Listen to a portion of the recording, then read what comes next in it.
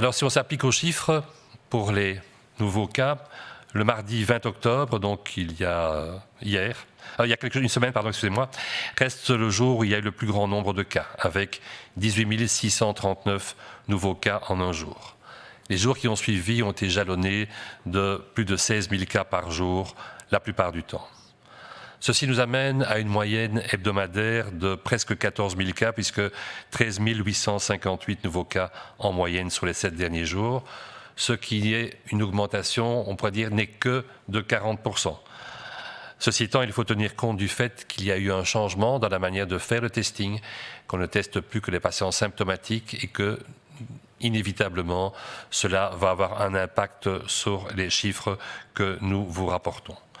Ce doublement tous les 14 jours est donc faussé en comparaison par rapport aux semaines qui précèdent par la modification dans la politique de testing.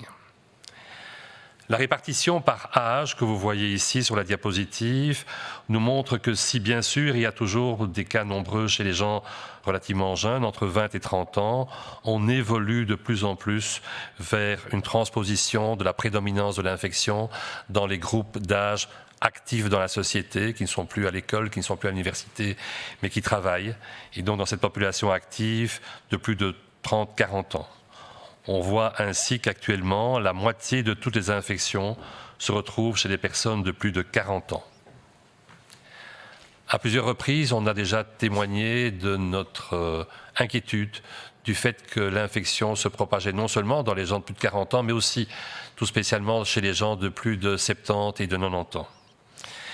Ces chiffres, on l'a déjà dit, mais malheureusement ça continue à y doubler toutes les semaines chez les plus de 90 ans, faisant que sur les dernières semaines, on peut considérer qu'à peu près 2% des plus de 90 ans ont eu un diagnostic de Covid qui a été posé. Ce qui est effectivement inquiétant quant à l'évolution potentiellement défavorable vers l'hospitalisation de cette population particulièrement fragile, on le sait, et particulièrement apte à faire des complications lorsqu'elle est infectée. Ceci est lié bien sûr à la place que l'infection prend dans la société, mais aussi à la place qu'elle a pris de plus en plus dans les maisons de repos et les maisons de repos et de soins, où on a constaté l'apparition de plus nombreux clusters d'infection. Régionalement, on a toujours une augmentation significative dans toutes les provinces. Mais on l'a déjà dit, avec un timing simplement différent entre le nord et le sud du pays.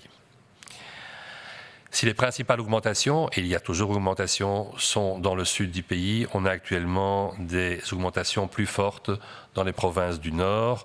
Pour vous donner quelques chiffres, en Flandre orientale, on a actuellement un doublement des chiffres chaque semaine, et en Flandre occidentale et au Limbourg, ce doublement a lieu tous les 9 à 10 jours.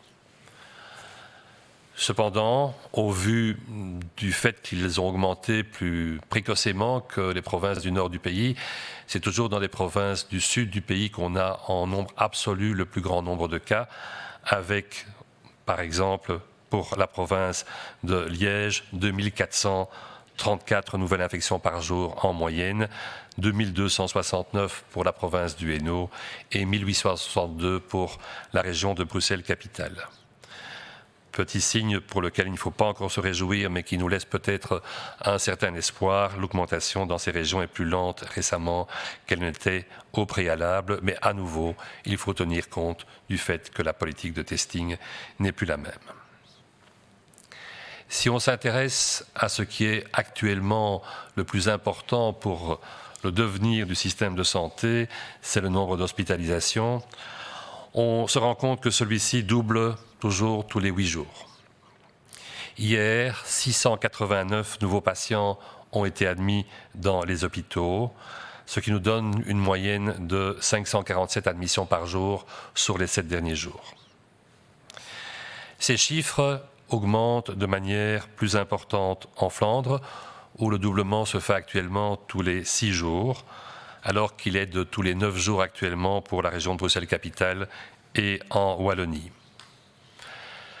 Ceci nous fait atteindre un total de 5 554 patients dans nos hôpitaux, soit à peu près seulement 250 patients de moins que le pic de 5 795 patients qui avait été atteint le 6 avril.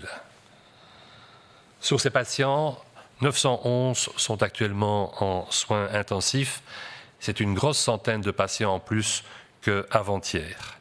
Et en soins intensifs, le doublement reste encore tous les 8 jours, sans que nous n'y voyions actuellement une amélioration. C'est évidemment la donnée la plus inquiétante, on l'a déjà dit, puisque les soins intensifs sont l'endroit où le nombre de lits est le plus restreint et où créer des nouveaux lits, avec surtout un staff pour les nouveaux lits, est particulièrement complexe.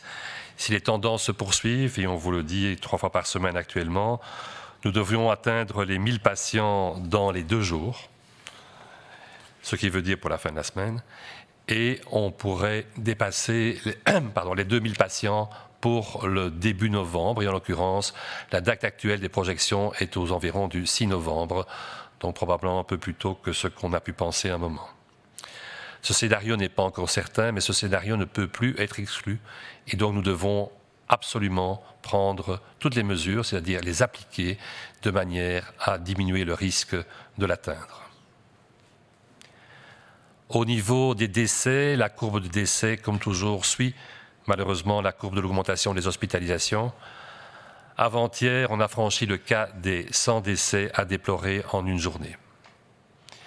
Depuis le 23 octobre, on a en moyenne 85 décès par jour, ce qui est une augmentation de 81% par rapport à la semaine qui a précédé.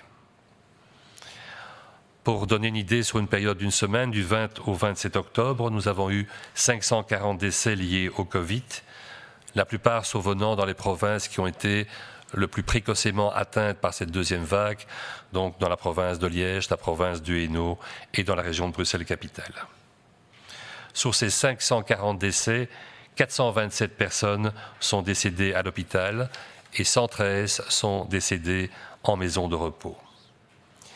Parmi les gens décédés à l'hôpital, 68 personnes provenaient d'une maison de repos ou d'une MRS. Ce qui fait qu'au total, 181 personnes qui étaient domiciliées en maison de repos ou MRS sont décédées au cours de la semaine du 20 au 27 octobre. À nouveau, c'est dans les provinces les plus touchées, donc dans les provinces de Liège et de Hainaut, que le plus grand nombre de décès dans les maisons de repos a eu lieu, suivi de la province d'Anvers. Au niveau de la région de Bruxelles-Capitale, la situation y est un peu moins aiguë actuellement.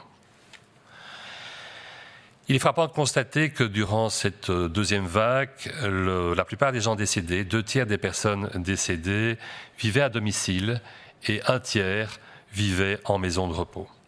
Vous vous souvenez probablement que lors de la première vague, c'était effectivement la relation inverse. Une majorité de gens provenaient des maisons de repos. À nous de faire tous les efforts pour ne pas rejoindre les chiffres qu'on avait obtenus dans la répartition lors de la première vague et ne pas obtenir le même problème localisé dans nos maisons de repos. Ce nombre et ce pourcentage de 2/3 à 1/3 est stable actuellement depuis plusieurs semaines et c'est dans les 2 groupes que l'on voit en parallèle une augmentation. L'âge moyen du décès reste un âge élevé. L'âge moyen du décès est de 84 ans. 14% des gens décédés, soit 75 personnes, avaient entre 65 et 74 ans, et 5%, soit 27 personnes, avaient moins de 65 ans. Ces chiffres sont élevés, ces chiffres vont continuer à augmenter, on l'a déjà dit, non seulement pour le nombre de nouveaux cas, mais aussi un certain temps pour les hospitalisations et de manière plus retardée pour les décès. Il faut donc se préparer à entendre ces chiffres, mais ce n'est pas une raison, et c'est plutôt la raison pour appliquer au maximum les mesures. C'est la chose la plus efficace que nous pouvons faire pour nous et que nous pouvons faire pour les autres. Merci.